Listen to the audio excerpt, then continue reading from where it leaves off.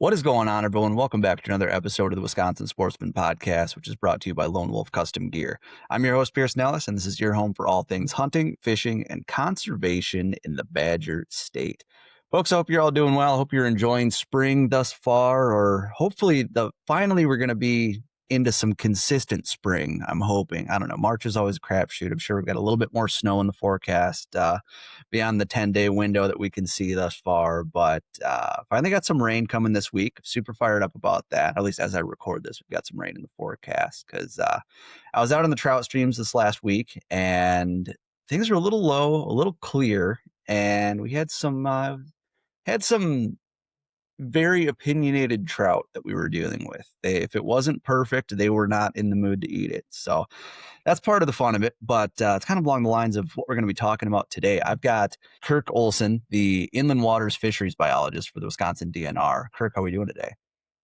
Good. Yeah, happy to be here. Thanks for having me.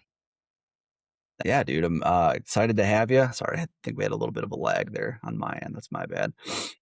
Yeah, dude, I am super stoked for this one. I have been wanting to talk with a driftless fisheries biologist for years now, and I just haven't gotten around to doing it. So I've got a whole lineup of questions for you, as we were just talking about, and I'm excited to pick your brain. And I know folks listening to this are going to be really excited to learn more about kind of the inner workings of our driftless trout streams. We've talked to a handful of guides across the state and across the driftless who spend their time in the driftless, and we've talked quite a bit about different strategies and fly presentations and all sorts of stuff. We haven't actually talked about the streams, the fish, and the actual biology of it, so I'm super excited. To kick things off, can you tell us a little bit about yourself and kind of just who you are, where you're from, what you do for the DNR, and sort of the area and watersheds that you oversee? Yeah. So I'm Kirk Olsen, a senior fisheries biologist here in La Crosse. I cover the waters in Monroe, Vernon, La Crosse, and Crawford counties. So kind of right in the heart of the driftless area. And basically everything that isn't the Mississippi River. So yeah, there's a separate crew that covers the Mississippi. So I'm pretty much focused on trout stuff. There's a handful of small man-made impoundments in my area, but the majority of our work is trout stream work. So yeah, I'm grew up big interest in trout fishing, and so yeah, it fits perfectly with what I really enjoy doing and my professional background too. So yeah. Awesome. Yeah, that definitely is a good fit, especially when you Mm-hmm. can take that passion and line it up in a way that Mm-hmm. gets you a paycheck at the end of the week, too. That's For awesome. How sure. long have you been the fisheries biologist for these counties? Yeah. I think I started here in 2017. So coming up on 9 years here in spring, I guess, yeah, in a month or so. And so, yeah, I've been here for a little while now. Yeah, before that, gosh, I worked for the DNR up in up north in Superior and Bayfield and Brule, and working on all sorts of different projects as a limited term fisheries biologist up there. And yeah, it was 2017 started here. So yeah. Very nice. Were you working on trout waters up north there as well? Yep. Yeah, I worked on the Brule, worked on the White River up there in Ashland, Bayfield counties, and yeah, with the biologists up there and kind of helping them pull their data together and write reports, and did a little bit of work on walleye in Lake Superior too. Just kind of most of my other work has been with salmonids, but yeah, that was a fun project too. So yeah. Totally. That's awesome, man. And that's, I Mm-hmm. mean, cool to be able to get that experience working Mm-hmm. with trout in such a different environment compared to what the driftless is. And like we've Oh. talked about it before on the show, how Wisconsin's kind of a training ground for whatever fish species you want to target outside the state. And, Oh if yeah. you're doing the migratory fish thing, we've got some waters that you can play with that. If you're going to go do high mountain, super skinny kind of creeks, we've got the driftless. If you want to go do the hex thing, if you're going to hop over the lake to Michigan, we've got the central region and all that. Like Mm-hmm. we're spoiled rotten with how many different sort of little, I guess, what would the prop like, I guess, different habitats, different regions, different like Yeah, I mean, kind of different opportunities. And, there's, yeah, like you say, the migratory forms that we have in the Great Lakes. Yeah, on the Brule River alone, that's kind of a unique place. You've got resident brook and brown trout, you've got migratory, coho salmon and steelhead, and then you got resident rainbow trout. So there's just such variety and different types of fishing, you need to understand or know how to do to catch those fish or target those different, I guess, life history variants in that river. So yeah, and I mean, yeah, there's just so much diversity and opportunity in Wisconsin.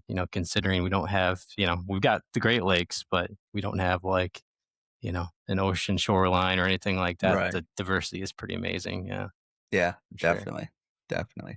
Um, so obviously being in the driftless, you guys oversee a ton in all the different trout streams. I mean, we're spoiled rotten with how many I I don't Hmm. envy you in trying to keep track of all those trout streams and maintain data on that and try and get to all those different spots because there are so many different creeks in the driftless. Um, what are some of the projects that you and your team do on these trout streams? What are some of the things that like you guys focus on? Is it surveys? Is it restoration work, water sampling? Like what all goes into your role? And what are the things that you guys are looking at? Yeah, yeah, kind of all those things. So, yeah, we basically are, we do our surveys every year. We do, roughly 100 sites on trout streams. We've got about 36 where we sample them annually, and those are kind of on our most popular, highest priority waters like Timber Coulee, North Fork Bad Axe, and Brush Creek, Plum Creek. These streams with really, high quality populations and lots of angling, and that kind of annual data gives us an indication of, kind of how populations are changing over time with changes in weather patterns and whatnot. We also use that data for evaluating like regulations and habitat changes too. But on top of that, we have, oh gosh, another like 40 to 60 sites that we do. Each year we rotate, and in all the watersheds in the 4 counties that we cover, we're on about an 8 to 9 year rotation, where we try to hit each water in those 4 counties at least once every 9 years. And so we focus in on a watershed, we survey all the streams, and we, pull all the data, and then we go back in our, historical records, and we see how things compare to the past, and see how, what we're doing, if it's stocking or regulations or habitat, try to see how that is all doing, and then we make recommendations from that. So basically, all the sampling that we do every summer kind of drives all the other stuff that we do. So, we could do those 100 sites, and then in the winter we pull our data together and kind of see how what we've done in the past is working and what maybe we should do instead or how we should change things. So yeah, in terms of other work, we develop and kind of plan our habitat projects. So based on the information we have, where would a habitat project be beneficial, or where do we need to look at pursuing, purchasing stream bank easements, or, land purchase opportunities, or, for public access and habitat. Otherwise, yeah, of course, like I mentioned, stocking. So we don't have to do as much stocking. And as I've been here in the past 9 years, we've been able to slowly dial our stocking back further and further.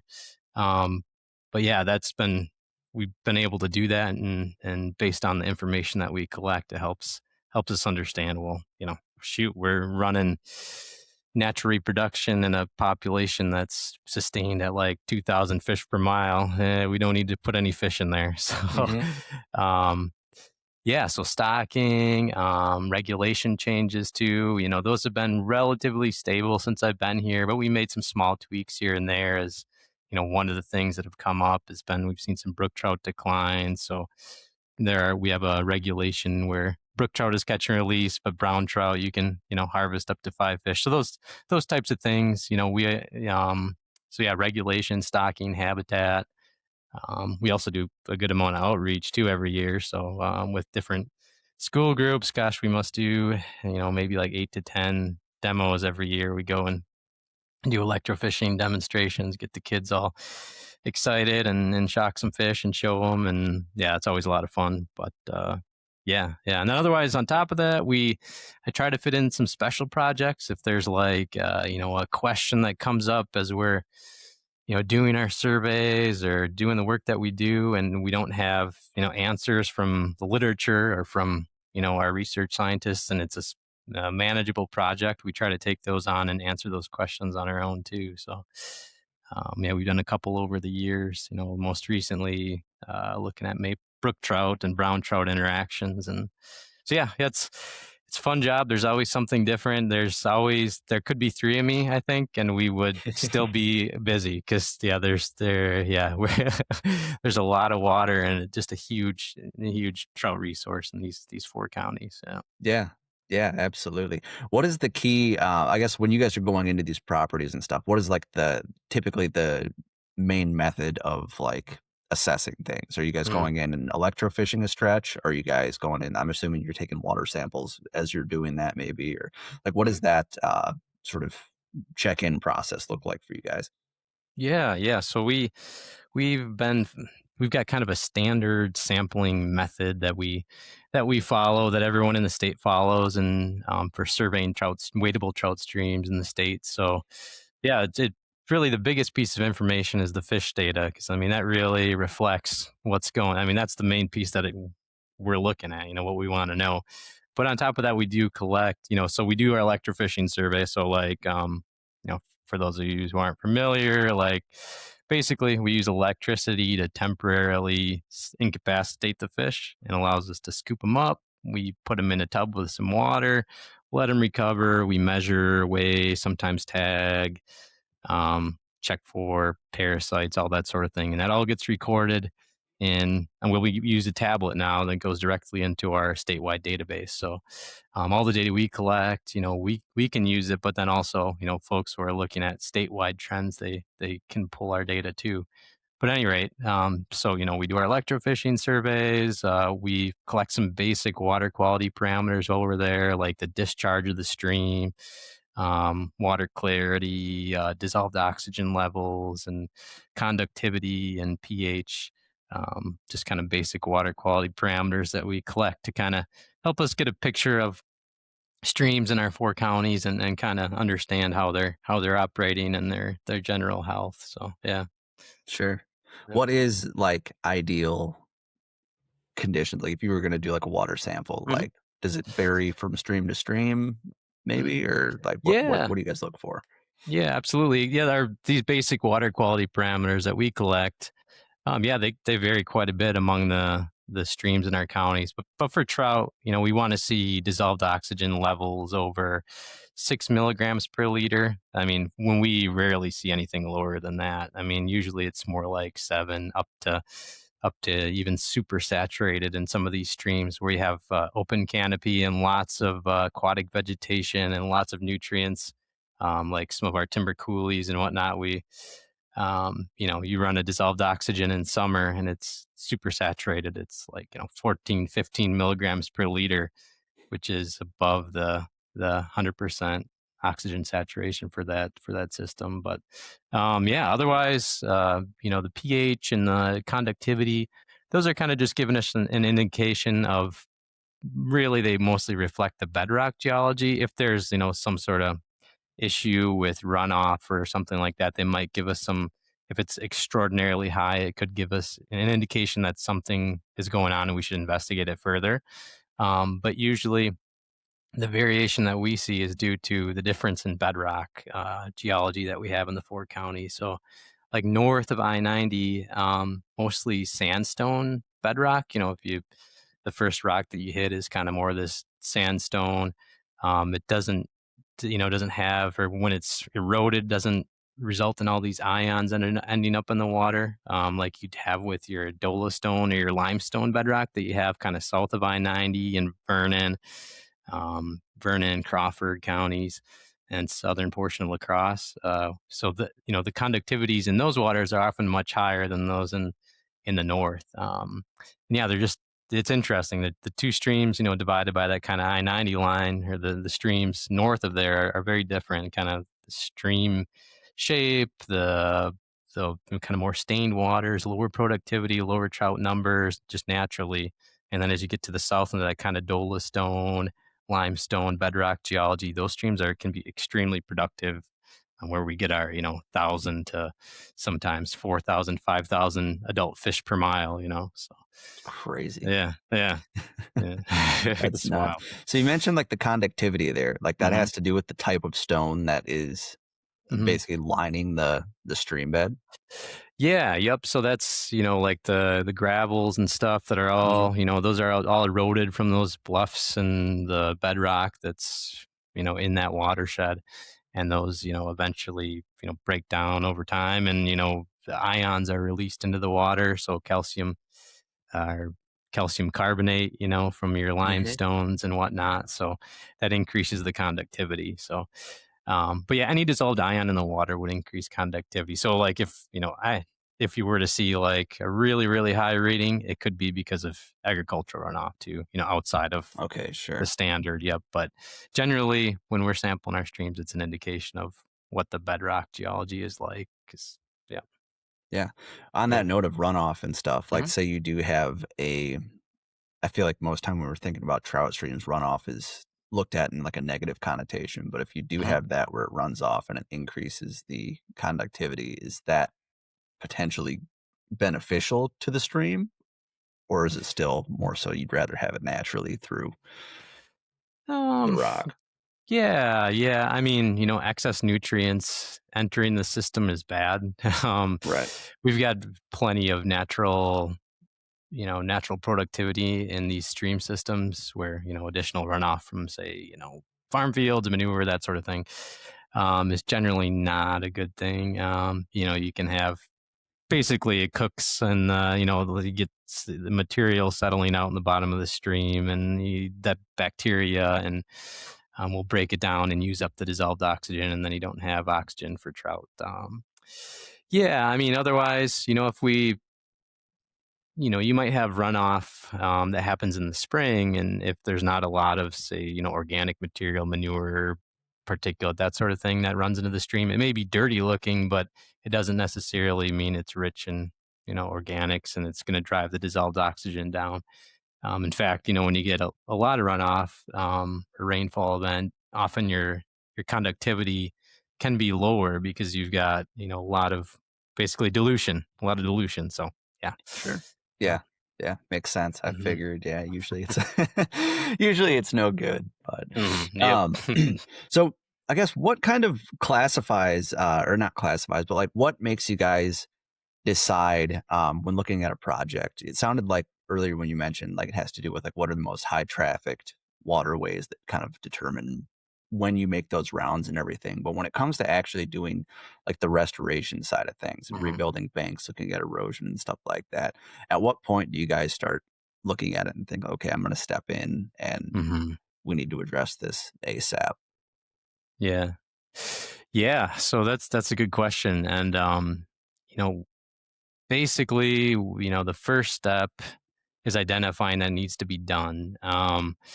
So we try to use the data that we collect, from our surveys to guide, where the first step, where do we need to do habitat work? Where are the population?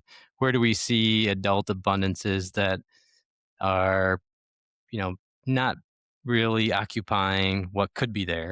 Where do we see potential for improvement by doing the habitat project? Um, and so that's kind of a big step, figuring that out. And so, we kind of use our data to do that. But then the other big pieces of the puzzle, especially now, we kind of, we have less staff and time and funds to do work. Um, Other big pieces of the puzzle can be, well, one, all the work that we do has to be on public access lands where there's perpetual public access. So we purchase stream bank easements currently. So perpetual stream bank easements we can purchase if the landowner is willing. Otherwise, if there's, state owned land or like another like county easement where it's perpetual, and then that type of thing we could do work on. But Yeah. then it's partners. The big thing is partners, having, people help with putting together a plan, a design. We work closely with them, but we're a short lack of time, lack of staff, lack of funds. So we try to find those projects where we can get help and where there's people are excited about helping make something happen and can help reduce the costs and reduce our time having to put together projects. So yeah, kind of a lot of different pieces to that we, basically come together for us to have time and money and etc. to make a project happen. So yeah, For sure. yeah. When purchasing those easements, is that done with like Knowles Nelson funding Yep. typically? Okay. Yep. Yeah. So that's Figured. all done with Knowles Nelson. Yeah, yeah. So that's been a really enjoyable part of my job since I've been here. It's not something I had an opportunity to do in the past, and like being able to, go talk to landowners, tell them about what we do, and get them excited, and then we have funding. We had funding to or have funding to purchase these easements in perpetuity. It's like, all right, this is something I can do that's going to stick. So it's Yeah, it's such a totally. it's been a very special program for sure. Totally. You mentioned too, bringing in some other organizations. I'm assuming, like I know Mhm. Trout Unlimited helps out with a bunch of stuff. I mean, Mhm. you look at the gazetteer and you can see or the map of improved trout waters, whatever, and there's all the like TU project Mhm. dates and easements and stuff. How does I guess what does the relationship look like working with them, and how do you guys kind of determine who does what? Yeah, yeah. So Trout Unlimited's a huge partner for sure. We have local chapters that we work with, and then there's the Driftless Area Restoration Initiative through Trout Sure. Unlimited as well. And so they've got staff that have helped with a lot of different projects. But for like example, um, got different projects. We're looking to line up on the West Fork Kickapoo River, where the Trout Unlimited Dare staff they're able to help move things along in terms of the permitting end of things, the floodplain zoning, getting a design together. And oftentimes, you know, what we do is, they're able to kind of help with that end of things. And then we can provide we have a habitat crew. It's kind of limited in what we can do because we've got a big area to cover, but we've got a crew. And so, they can cover that end, then we can come in and, do the actual work. Based on the plans that they were able to put together and all that legwork. So that can work out really well. Otherwise, yeah, I mean the local chapters. We got a local chapter here, Cooley TU, Yep. and yeah, they've been really, they're really great to work with too, and volunteering on electrofishing days. We're also seem like a common theme, short staff, but we basically been operating with like two, so myself, another fisheries biologist, and a half-time LTE, and we pretty much need a three person crew to do a lot of our sampling. So they've been a big help. Different folks have come out and helped us from that chapter during our surveys, and we've done some tree planting too, trying to get some shade trees in certain areas established, thinking about air temperatures increasing in the future. So yeah, yeah, I mean, yeah, TU's definitely been a big help with the work that we do and the habitat restoration work we do on the streams. It's yeah, That's awesome. Yeah, I've yeah. got Mike's contact info sitting here that I'm Hmm. hoping to get him on later this spring to kind of talk about their side of the, just their work and what they're doing across the state and everything there as well. So, Nice. yeah, Yeah. that's awesome to hear that they're a great partner and able to help kind of lighten the load a little bit for you guys and especially help out with, the electrofishing and stuff like that. I mean, I had buddies in college down at Platteville who had interned with them, and then he'd shock a stream and send me pictures of all these fish they pulled out that day, and we'd go there that night and be like, "Oh, we got to like we know it's good now," and Yeah. get our Yeah. butts kicked, and that was Yeah. that. But Yeah, that's it's always humbling when you do electrofishing survey on these streams. It's like, how is it possible that there are these fish? I mean, you even walk the banks and it's like, okay, you see a few fish darting around, but once you stick the Mhm. electricity in there, it's just stunning how many trout can be in these little streams. And then Oh, you for go fish sure. it and it's like, okay, I catch five, which is, fun, but I know there's 150 in this, 200-yard reach, but yeah, it's Yeah, wild. yeah, definitely. Yeah. Um, we're gonna circle back to the electrofishing stuff in a Hmm. bit there, but on the note of like restoration work and Hmm. everything, um, you mentioned kind of the warming air temperature trend and everything. Are there Hmm. any other trends that you guys are seeing um, on these trout streams that you guys are trying to kind of prepare for? Yeah, no, I mean the air temperature thing's a big one right now. So we've seen average annual air temperatures in the area. Not even just projected to increase. The data's already shown it's increasing, so it's already happening. Um, on top of that, we've got average annual increases in precipitation as well, which is maybe a good thing in some ways, and a bad thing in other ways. So with increasing air temperatures, that's obviously a big concern because trout need cold water to survive, right? So our, brook trout, brown trout, when water temps are, reaching up into the 70s, they're getting stressed, and once it gets close to 80, they're pretty much dying. So Yeah. we need those cool temperatures, and when air temperature increases, well, the water temperature follows suit. With climate change and this increase in air temperature, and coupled with the increase in precipitation, one of the kind of positives I guess we've seen is that despite air temperature increasing, our base flows over a longer period have been increasing. So when I say base flow, I mean the amount of groundwater coming into a stream. So although air temperatures are increasing, our water temperatures have been relatively stable on these driftless streams so far, which is a big relief. They seem to be somewhat resilient to this increase in air temp because we seem to be getting more precipitation reaching the groundwater and feeding these streams. So yeah, like I mean, if you look at there's some long-term data, like in the Coon Creek watershed, where they've got groundwater monitoring wells that go back to the I think it's 20s or 30s. And No way. yeah, it's wild. And so you can see the increase in the groundwater level from then to now it's stunning. But even in the past 25 years, the level of increase in groundwater level is is noticeable, and it's gone up a good amount. So this is hopefully helping buffer some of those air temperature increases. If that will persist, I don't know, but that's been one kind of good sign, at least for the driftless in terms of climate change. But yeah, in terms of what we're doing, thinking about air temperature increases in the future.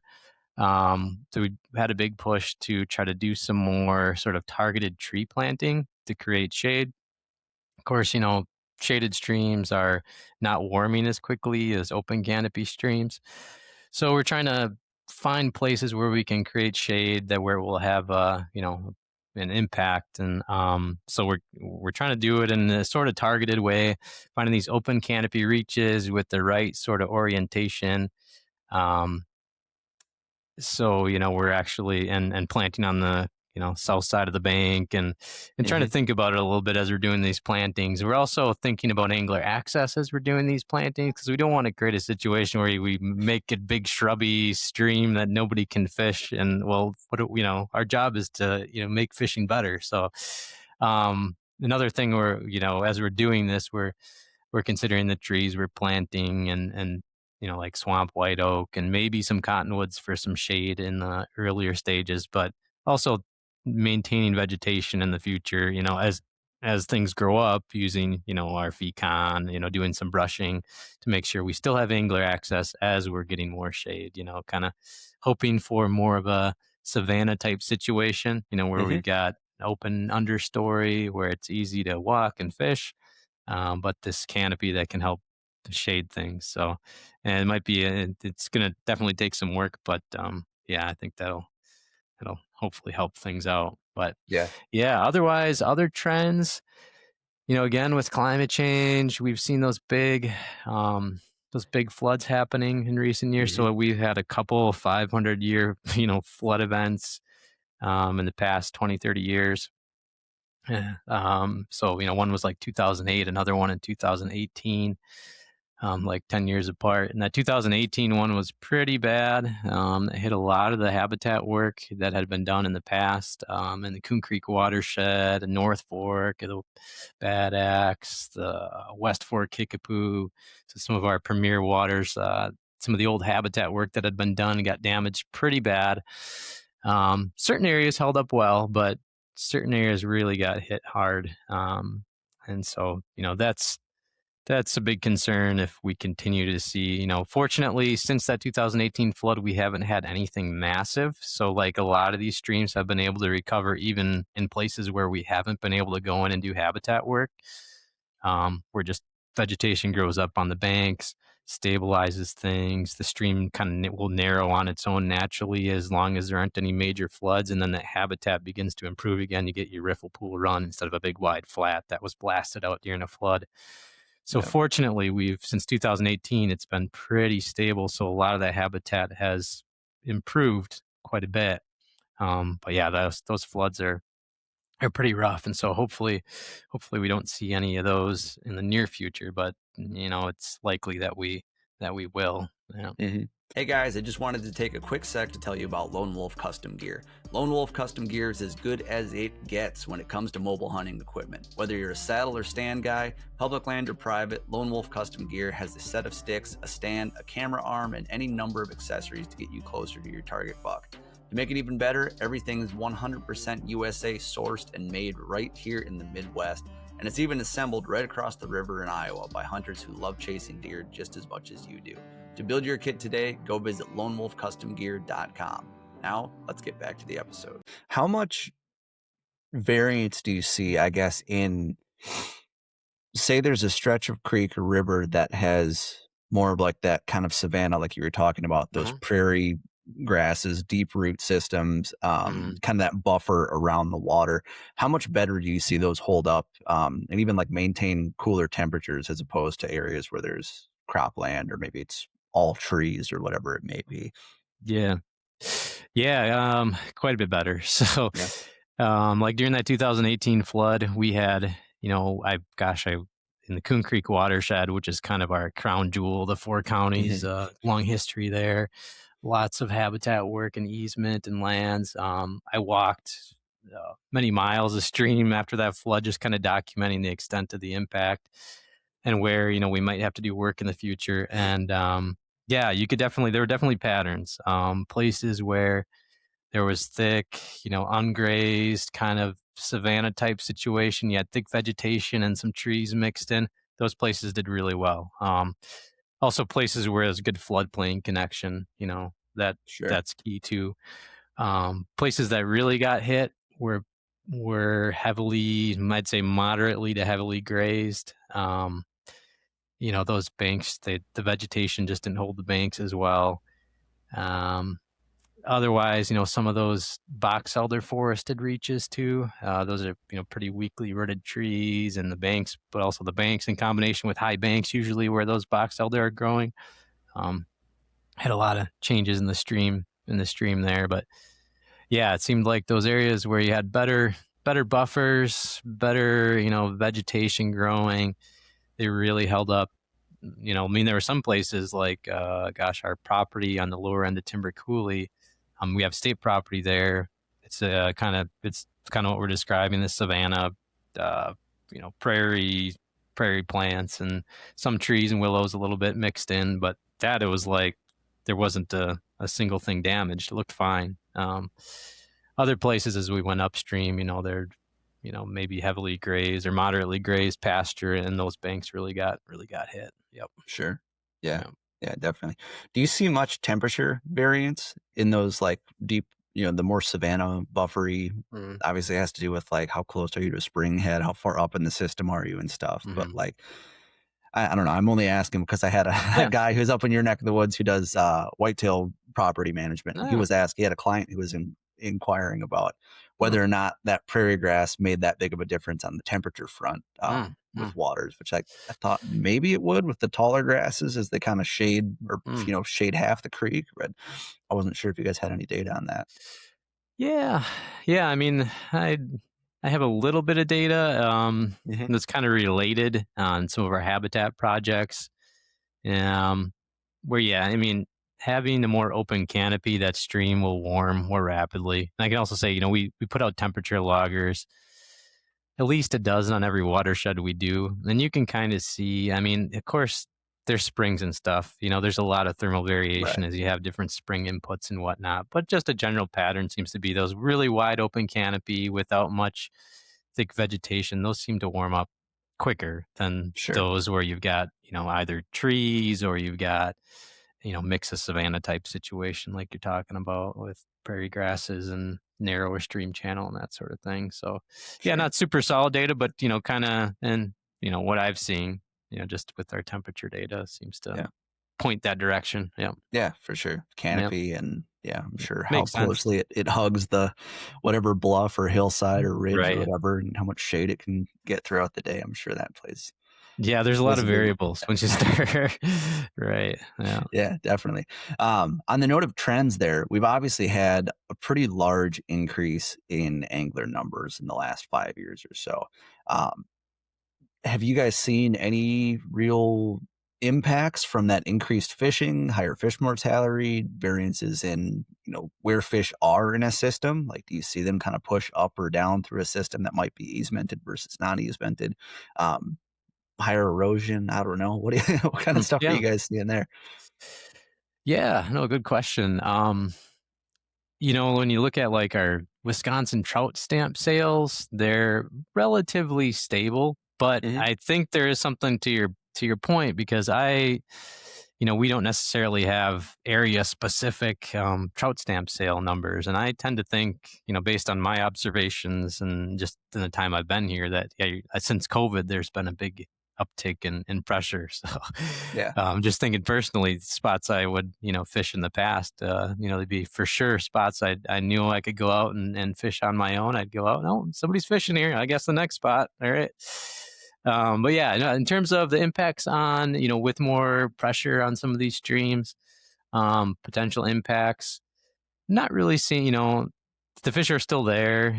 We're not seeing, declines in fish numbers or anything from our trend surveys, that where we survey annually our most popular streams. Um, if anything, trout densities have increased on some streams or remained stable on others. Um, yeah, so I mean, maybe one thing that might, this is just kind of speculating, but catchability may be affected as, you Mhm. have more anglers having, just based on my personal angling experience, the areas where you've got a lot of pressure, those fish seem to be smarter, so Yep. they, although they're still there, man, they can be really difficult to catch, especially when they're getting fished every day. And then, yeah, like you say, you get upstream, maybe you're walking in the stream off easement and you find a pool, and all of a sudden it's like, oh wow, these fish are dumb. This is great. Mhm. So yeah, there's probably something to that. But in terms of actual fish population, um, densities, as there's been more pressure on certain streams, we haven't seen any declines in population numbers. I think a big part of that is the prevalence of catch and release. So most people fishing, there's a high percentage. We've done some creel surveys too, and it's gosh, if it's like up in the 70s, 80% that are doing catch and release, pretty much exclusively. So Sure. there's not a lot of harvest. There's not as much harvest as there could be if people decided to. Yeah, definitely. Well, I mean, on that note too, this will be the first year that we open the harvest season a month earlier on Mm. April 1st, right? Hmm. Wh Yep. do you guys do you expect to see a whole lot of increase, like, aside from Mhm. I personally, I don't think it's gonna make a whole lot of a difference, but I'd be curious Yeah. what your thoughts are. Yeah, yeah. So it's a statewide opener first Saturday in April this year, and yeah, it'll be interesting. I think I'm going to run out and do a quick Creel survey where I've done one in the past, just to see how things compare to the opener on the typical May opener in the past years. But yeah, I don't think in terms of population numbers, I'm not really we don't have any concerns in terms of potential increases in harvest on the streams that I cover. With densities being so high, populations being relatively stable. Um, yeah, I mean, I think one of the ideas behind expanding it too was to kind of increase opportunities for people to go out and fish and get people excited about trout fishing. So with Mhm. the current opener, and if you're up north, it overlaps with you got to decide. For some people who are just opening weekend anglers, you got to decide. All right, am I going to go walleye fishing or am I going to go trout fishing? And that Yeah. where I grew up, northern Wisconsin, that was often the thing. So I think one of the ideas behind it was kind of give trout fishing its own opener and get people excited about getting out Totally. and yeah, and enjoying the resource. So, but yeah, in terms of impacts here on the streams I cover, there's no indication that we'll see any negative impacts on populations and from potential increases in harvest. Yeah, for sure. Mm, What role, if any, like in your guys' research, do anglers, guides, you mentioned like the creel surveys and stuff mhm, there, like what, I guess, how much are you looking at like the general angling population? Maybe be fly shops or bait and tackle shops and stuff when it comes to the trout stuff. Like, are you guys gathering any data from them? mm. Yeah, yeah, no, that's a good question. So we've done some creel surveys in the past. So creel survey is, like what you probably expect that it is. We have a couple staff that go out and interview anglers and count cars and figure out how much pressure there is and how many fish are getting harvested. And so we've done a couple of those over the years since I've been here. Um, so that's our main way of getting information on angler use and pressure and harvest. And on top of those, in addition to those creel surveys, while we're out there, with the ones that I've done, we also ask if the people we survey are willing to do kind of an optional questionnaire, and so we've got some additional questions with more in depth about kind of how their feelings are towards the different opportunity and regulation opportunities and habitat and all those sorts of things. Any question that we want to that we think of that needs we think will be valuable to be answered. But yeah, in terms of information from guides and whatnot. Um, I'd say it's mostly just when we have a chance to when I run into a guide or stop in the fly shop and chat. That's mostly how we or sometimes corresponding through emails. That's mostly how we exchange information and Hmm. I can get a feel for what they're seeing. But yeah, and I mean. And guides and avid anglers. I mean, I talk to definitely. I'm in touch with that. People who fish a lot. They're always out there and making observations. Maybe there's things that have come up on an easement or issues with habitat, and they're always in touch with me too. So, that the information they provide can be really valuable sometimes. With knowing what's going on out there. So, yeah, I think there's always opportunities to do more. It's just, yeah, and then because people who are out there a lot, they can really, have insights that we can't. Hmm. It's a big area. Yeah, yeah, Yeah, definitely, definitely. yeah. Um, on the note of trends, are there any like aquatic insect trends that you guys are Mm, seeing? Like increases, decreases mm. of various species or anything like that? Like, is there anything that you guys are seeing on the food side of things? Yeah, we don't do a lot of, in terms of fisheries specifically, we don't do any invertebrate sampling. There is a separate Mhm. branch within the DNR that does water quality sampling, and so they sample invertebrates as part of that. I haven't heard from them that there have been any trends in the data that they've collected. I have heard a lot of anecdotes over since I've been here in La Crosse, though, from anglers that they've seen declines in hatches. And Yep. then, well, when I first was here, it seemed like there was big declines in hatches, at least based on what anglers were seeing, and like mayfly, caddisfly hatches. And then maybe these floods kind of made that worse. But then some anglers I've heard recently saying, the hatches have been a little better, maybe as we've gotten further away from those really bad floods. Um, but then other people, it's so yeah, not to answer your question, we don't have great data, at least, fisheries doesn't, and I Mhm. haven't seen any trends in the data from water quality in terms of those. But anglers, yeah, certainly I've heard a lot of different observations from them.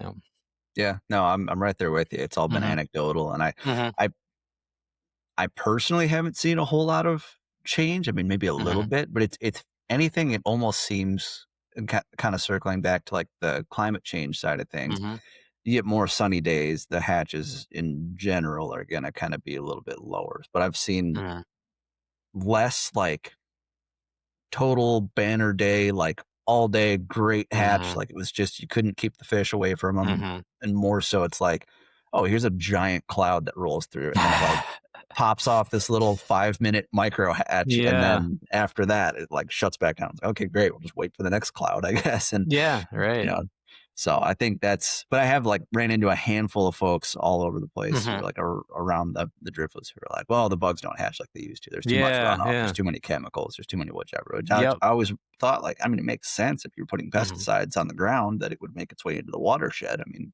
just Hmm. about everything does, but I wasn't sure if there was actual data on that or not.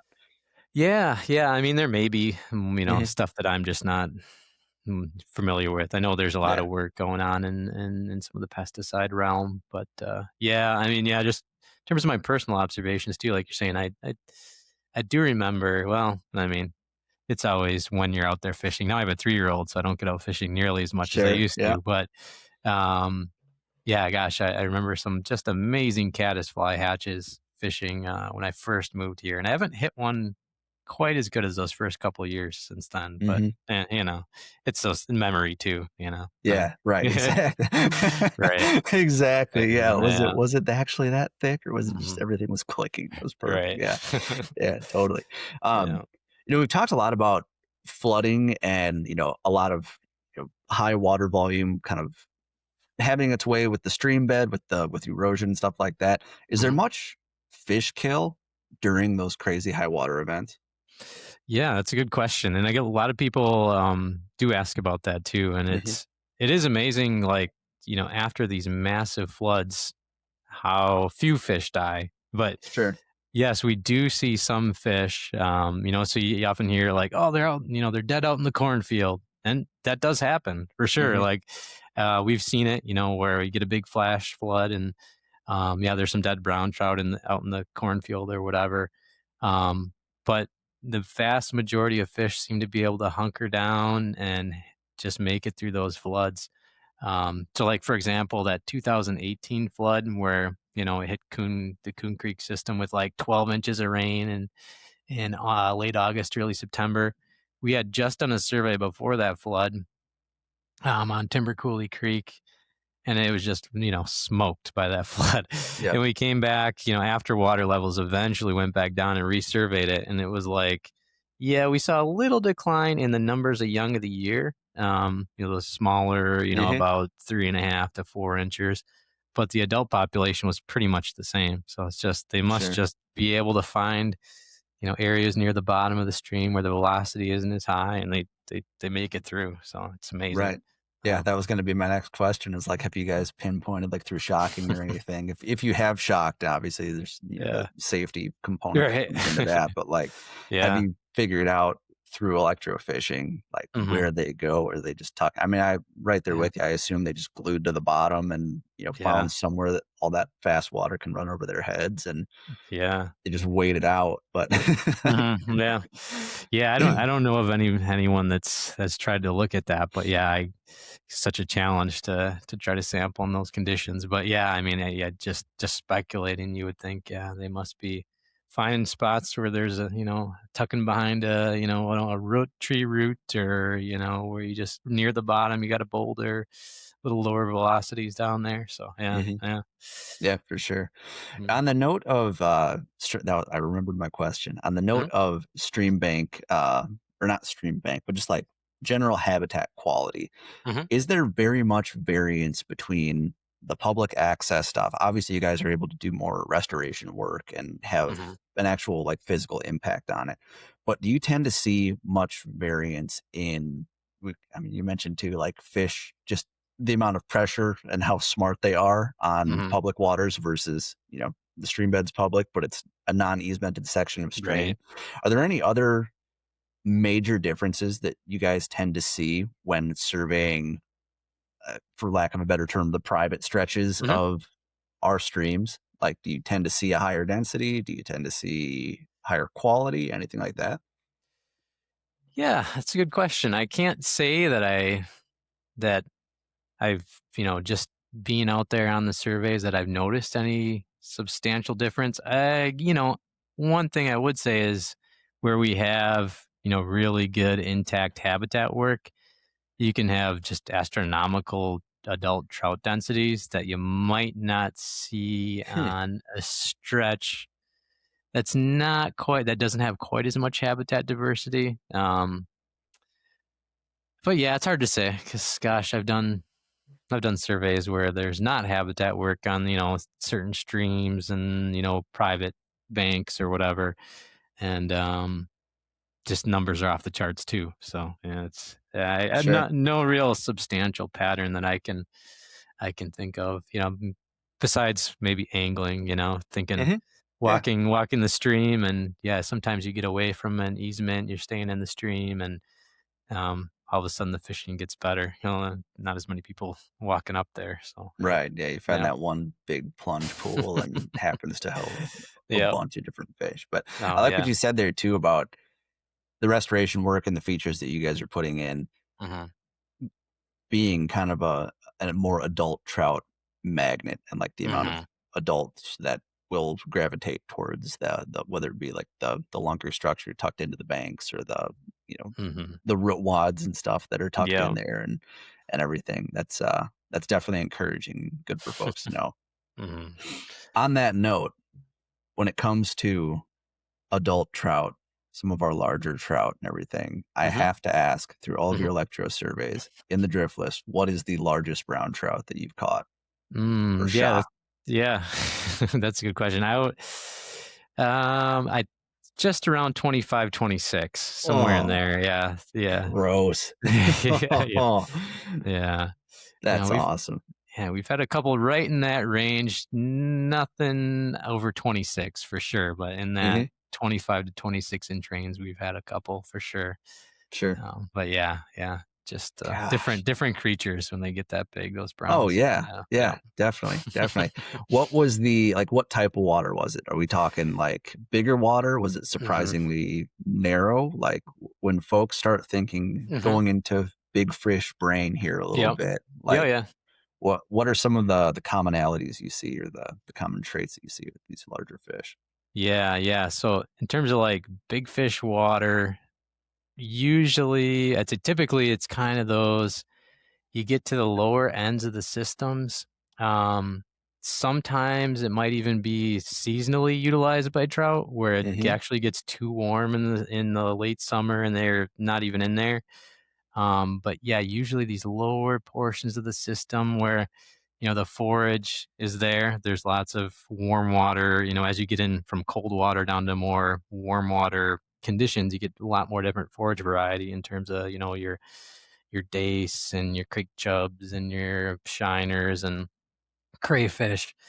So those tend to be the places we see those bigger trout. With that said, we still do see big trout on those, kind of upper reaches, those, kind of middle upper reaches with the cold water and mostly trout and some sculpin and stuff. Um, every once in a while, you'll be shocking a pool, and it's kind of your typical standards. Okay, you get a whole bunch of 9 to 12 inchers, maybe a few 14s and a 15 or whatever, and then all Hmm. of a sudden, like there's a 22 or something up there. Yep. So yeah, every once in a while there's giants up there too. But yeah, I'd say on the whole, probably it's more that kind of bigger water, kind of more marginal. I guess I've seen it too on kind of a medium-sized stream that didn't have as much cold water coming in, where it transitioned to that kind of more marginal, is catching, we're catching creek chubs and whatnot, and then finding some big trout in this more medium-sized water. But it was, more marginal thermally for trout. Seems Hmm. to be where those bigger fish tend to be. Sure. Yeah. Yeah. No, that's okay. I'm glad my theory held true. I was out when I Yeah. was out on Friday. I was kind of prospecting one of these lower stretches Mm. of a creek and everything, where it Mhm. flows into a little bit bigger water. Because I kind of Mhm. thought like I bet they pushed down looking for bigger food, Mhm. and I hooked a fish that I only saw basically like the bottom of its jaw, and I thought based on like the gill flare, I was Yeah. like, oh, that's kind of funky. It looked like a smallmouth. Like I'll take a Yeah. smallmouth in February. That's Yeah. cool. Whatever. Yeah. And I threw it back in there. My next cast, I mean, it ate a fly that was half its size, but I caught like a 10-inch trout Yeah. Yeah. on that, and I was like, Oh my God, that wasn't a smallmouth. That sucks. Yeah, that hurts. Yeah, but Oh, yeah. when they do move up, so going from those lower Mhm. stretches and stuff, is it primarily, I mean, it's got to be a combination, obviously, of like food availability, how much forage they have, and also, being cool enough to Mhm. sustain them and keep them alive. Do you tend Yeah. to see them kind of push from those lower stretches and then as it gets hotter, push way up into the headwaters, kind of near the closer to the spring head, sort of? Or do they Mhm. just kind of go as far up as they need to and that's about it?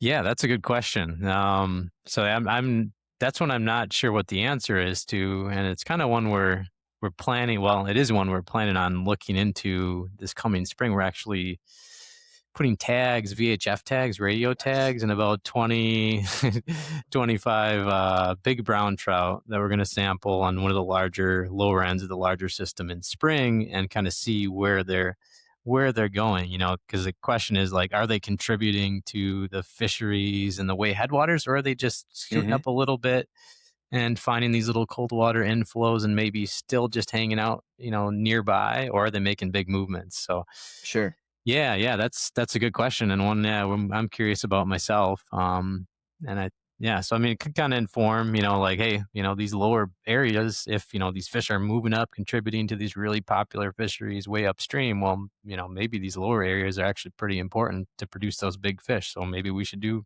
you know, easement purchases or habitat Sure. work or what, So Hmm.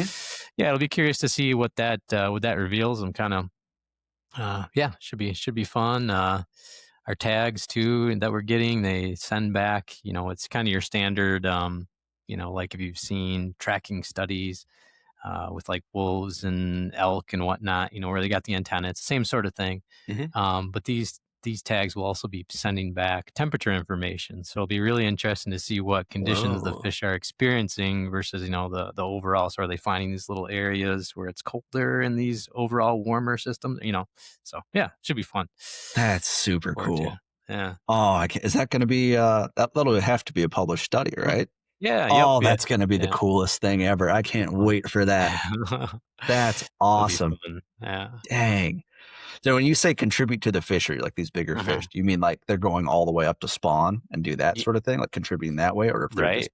chilling, they're not just hanging out in the back and Mhm. getting fat. They're actually actively participating Mhm. in the population, right?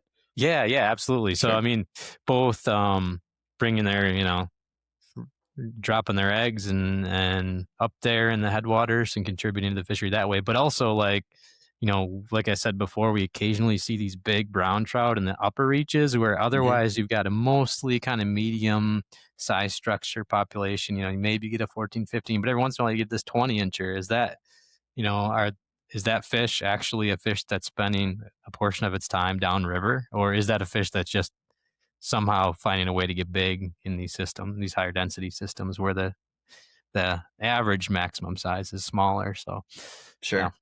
Yeah. No, yeah, that's been a working theory of mine as well, is yeah. like, do these fish just find a spot that they Hmm. figured out, like, I get all the food I need here. This temperature stay fairly consistent. I have enough shade and cover that I can tuck up under this undercut or whatever it may be, and I just Hmm. live in this, whatever it may be, whether it be a 50-yard stretch or, this bend or whatever. Because we did with a couple clients last year catch the same fish more than Yeah, once, and I was yeah. like super excited because I was like, huh, sweet, like this is like Mhm. same, like he ate it about 10 feet further back the last time, so that's kind of Yeah, cool that he yeah. did the same thing. Have you guys shocked the any of the same fish more than once in your studies?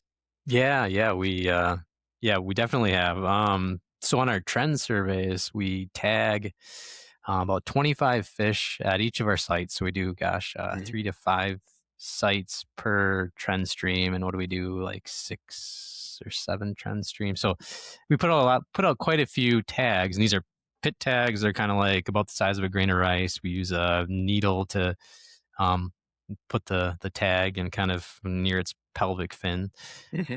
And then same thing as like those tags that you get in your dog, you scan it with a wand and you get the specific ID and stuff. But anyway, yeah, to answer your question, yeah, we've seen, in those trend reaches, it's pretty interesting. It seems like based on our pit tags that and our returns where we get those, that the brown trout we're sampling and resampling, recapturing, are kind of living in a pretty small area. So like um, on one of our sites, we pretty much get all of our tags out in the first 50 meters because we get so many fish.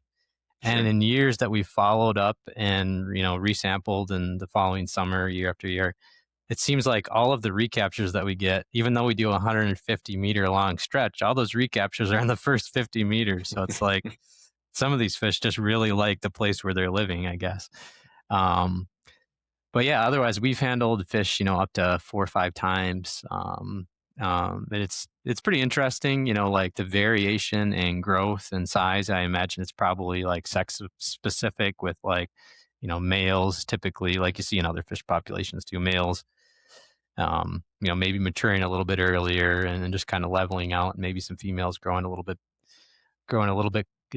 larger quicker. Um, but at any rate, yeah. So when maybe there's just variation too in terms of like prey availability and dominance hierarchies too, because trout within pools they have these dominance hierarchies where one fish can kind of dominate the most optimal spot where it gets the most food with the least amount of work. So you can Hmm. imagine growth might be way faster in that fish than the others.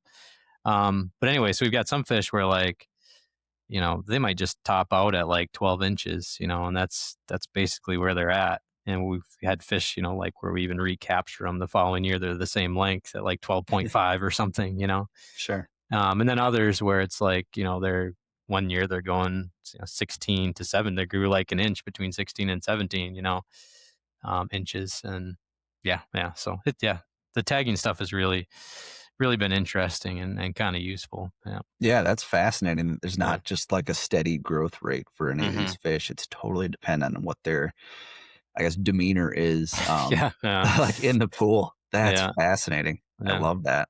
I imagine those are the fish that we see with a bunch of little like pink spots on their lips and Uh-huh. like Yeah. Yeah. Yep. that's super Yeah. cool, man. Yeah. Um, so on the note then of shocking streams, where their fish are sitting and everything, Mhm. what's the most surprising spot that you've not like a geographic pin, but like where's Mhm. a spot like something where you've been shocking a stream and you've been like, how did that fish come out of there? Or like Hmm. I would not have expected. I'm sure at this point you're like, Mhm. yep, should be one there, should be one there, should be one there. But Yeah, like, yeah. what's the most surprising spot they've come from? Mhm. Yeah, I mean, some of the super, super tiny water always astounds me, like what can be in there. So, I mean, it's like Hmm. you might have a flow where it's just a trickle, it's less than a CFS. And there's these little riffles, like getting some YOIs, and and then there's a pool, and it's like, okay, maybe we see a couple adults, and it's like some giant 18-incher is in this tiny little stream. It's like, he must just be living in that pool, because like Hmm. his back would be sticking out of the water if he swam up the riffles. So yeah, some of those tiny streams are impressive. Like, they're finding there that's good enough for them to live and grow, and Yeah, so they're there. But yeah, otherwise, yeah, just trying to think anything else is really, but yeah, that's probably the biggest one. Yeah, sure. I like yeah, that. That's yeah. super cool. How many more fish in general? You talked about just like the shocking densities Hmm. that you've seen over your time electrofishing and everything. Like, how many more fish typically are tucked up under that undercut than people think that they just Mm, like walk over or anything? Because like hmm. I've stuck my leg back under those a couple times trying to Hmm. retrieve flies or whatever it may be, and like gone up to my hip and not been able to Hmm. touch the back of it and just been astounded by how deep those undercuts go. Like, Yeah.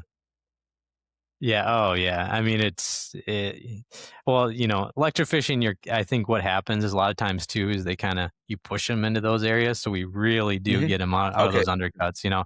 So like when we're electrofishing, where we get the fish might not necessarily be the exact spot where they were, okay, hanging sure, out, yeah, it makes but sense.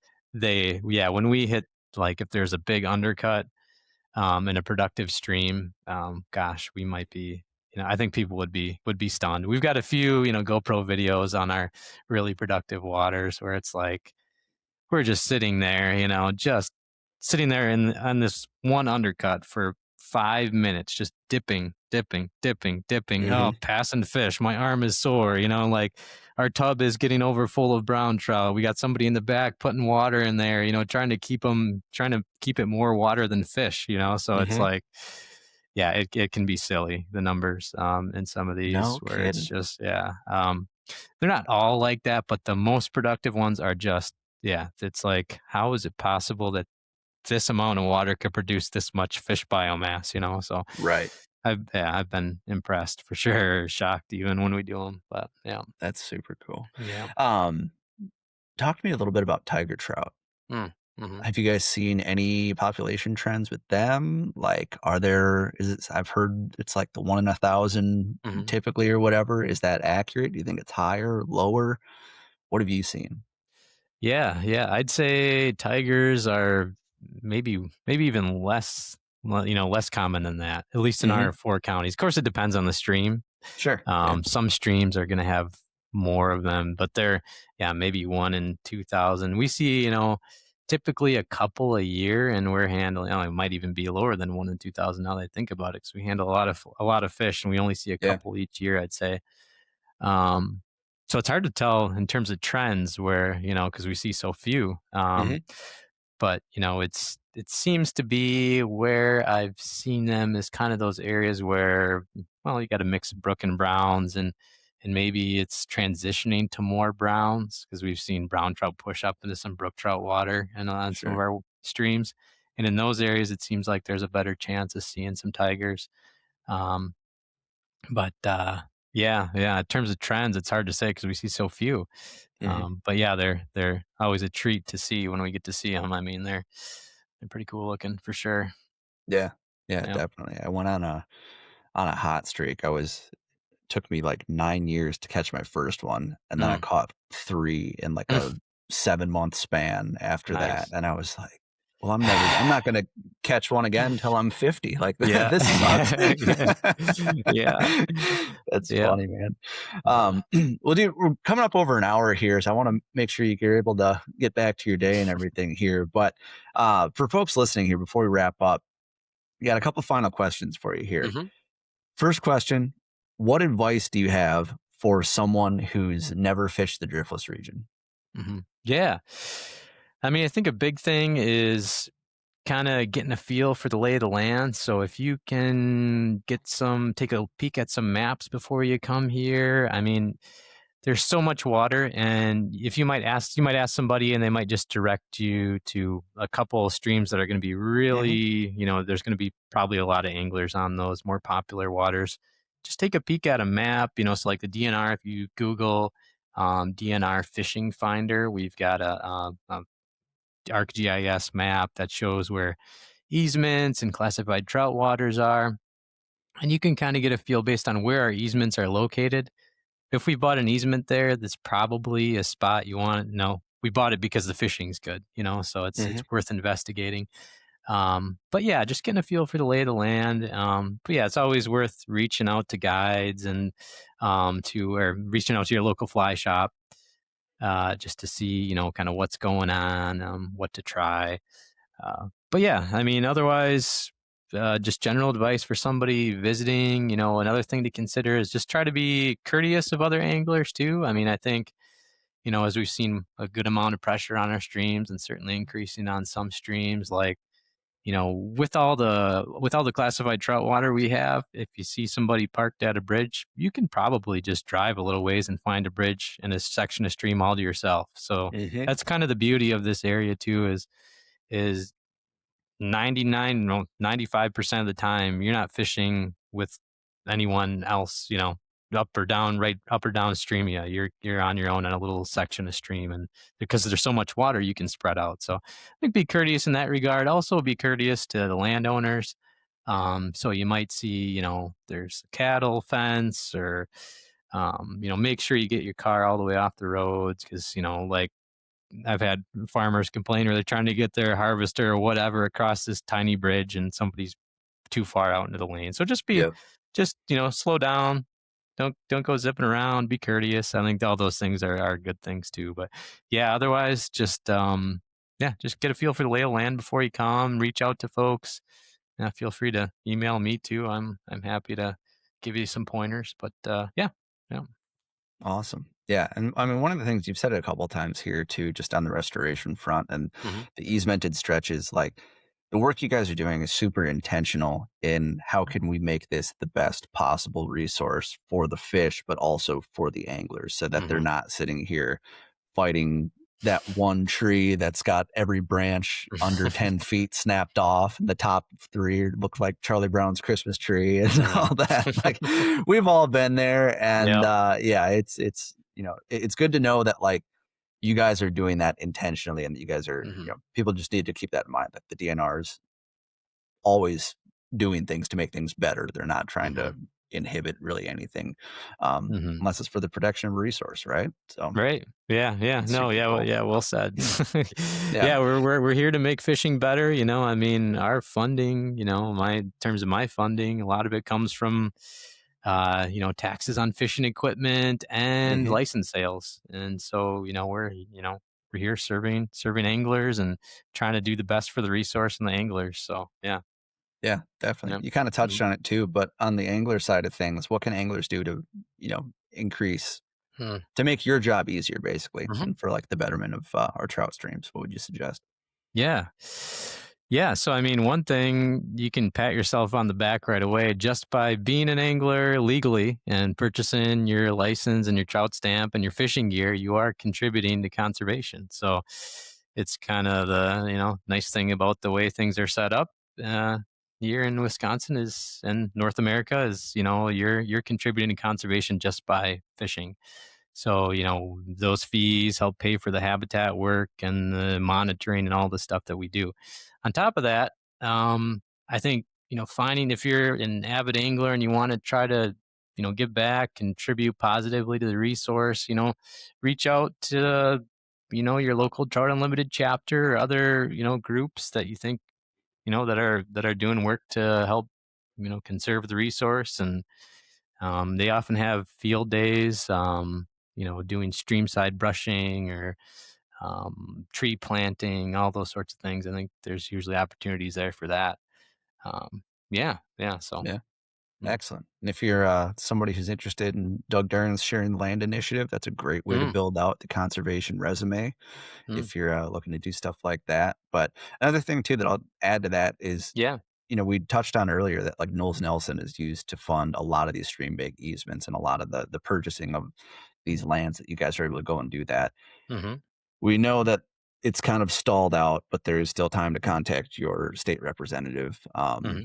and give them a friendly nudge that you would like to see Knowles Nelson continue, and or at least be revived here to make these projects continue on to be possible, and so on and so forth. Because we talked about it on the waterfowl front, we talked about it on the public lands front, the Mm, boat ramps front, but stream bank easements are an absolute lifesaver and make everybody's time, like you said, like having the option to like we are so spoiled to not be in a state where the stream bed is privately owned, hmm.